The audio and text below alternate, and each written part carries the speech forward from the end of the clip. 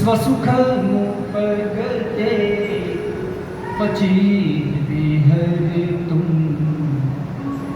પ્રકૃતિ રૂપે ચુષ્યદ ભવ પ્રવાહ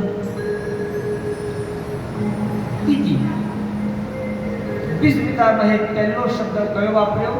અવ્યય શબ્દ વાપર્યો છે ઇતિ. આપણે કોઈને પણ ટપાલ લખીએ, અંતરદેશી લખીએ, પત્ર લખીએ, શું લખીએ? પહેલા છેલ્લે લખીએ ને ઇતિ. ઇતિ છેલ્લે હોય, પહેલા થોડા લખીએ.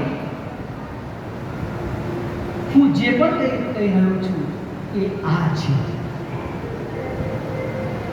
મતિ એટલે બુદ્ધિ. કલ્પિતા, મારી બુદ્ધિ અનેક પ્રકારની કલ્પનાઓ કરે છે, ઘણી બધી તૃષ્ણાઓ છે.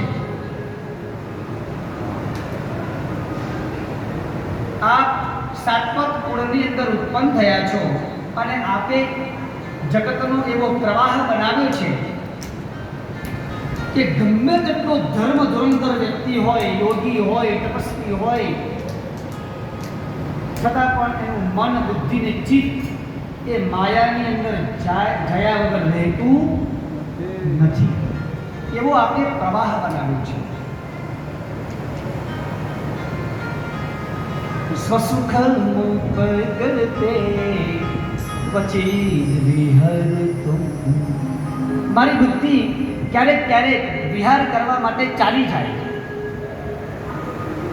તમે સારા સારા મોટા મોટા પર્વતો બનાવ્યા, સારા સારા ઝરણા બનાવ્યા, નદીઓ બનાવી, દીપો બનાવ્યા, સાગરો બનાવ્યા, બગીચા બનાવ્યા, બાગ બગીચા એટલા સુંદર બનાવ્યા કે ત્યાં વિહાર કરવાનું મન થાય. તો મારી બુદ્ધિ ચાલી ગઈ છે, પણ એ દરેક પદાર્થની અંદર, એ માયાની અંદર એ બુદ્ધિ ફસાઈ નથી.